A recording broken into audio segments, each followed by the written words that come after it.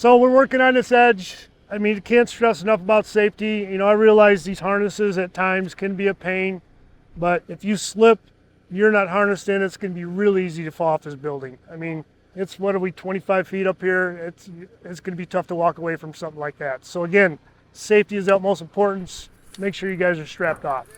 All right, so we had talked about our nailer. Me and David showed you our nailer, the one we came about use on this job. We went ahead and had all these holes pre-drilled, just save us a little work. We did it on the ground so we could bring it up here and just install it.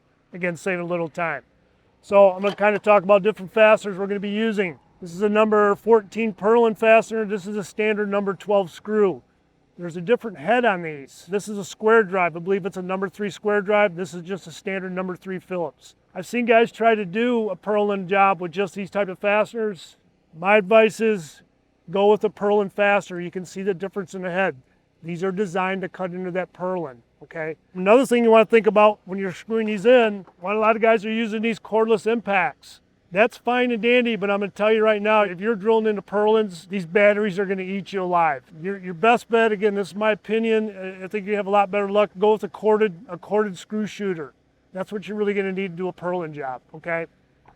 So our overhang on this building is about 5 inches, and our first purlin is at 7 inches. So this is a 2x10. So we actually cut the 2x10 9 inches long. That's going to give us a little more stability beyond that purlin. We didn't really want to cut it tight because we got to be able to screw it in. Plus, this is going to beef up our edge pretty good when we come back and put our edge metal on.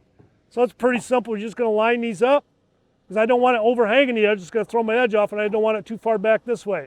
Square it up to your edge. Again, this is a square drive bit. You don't want to overdrive it. You just want that screw head flush. Now, every job is going to be different. Some of these purlins are pretty tough. And there's different purlins. There's a C purlin, there's a Z purlin. Some of those, top of those purlins, you know, they could be 1 inch wide. It could be 2 or 3 inches wide. So you don't have a whole lot of room to play with, again, depending on what purlin has been installed. We also did some measuring the width of these screws. So when we pre-drilled those holes, we weren't right on top of them. Now, did everyone work out that way? You don't know. You know, the guys that installed these, are they exact every time? But it was pretty close. We didn't want to put our purlin fasteners right through that. See, that one there is a little tougher. Okay, so now we're going to have to put our wood nailer on. And I've also went ahead and pre-drilled this because we're going to screw this in also. So typically what we'll do, we'll get a couple guys, will install this, come with a framer and just tack it in place.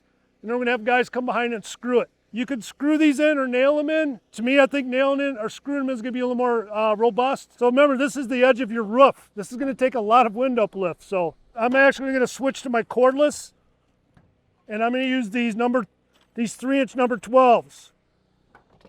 Basically put 2 screws in each one of these blocks.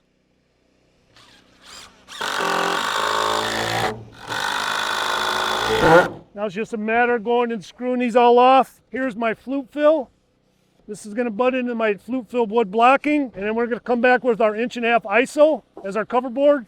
Going to flush everything out nice and neat, which is pretty important because now when we put our drip edge on here, we go to weld that. We don't want that higher or lower. Otherwise, it's going to be tougher to weld when you got like a little ridge in there. So you want this to flush out nice and perfect right here. Check out our videos at gaf.com/roofingItRight.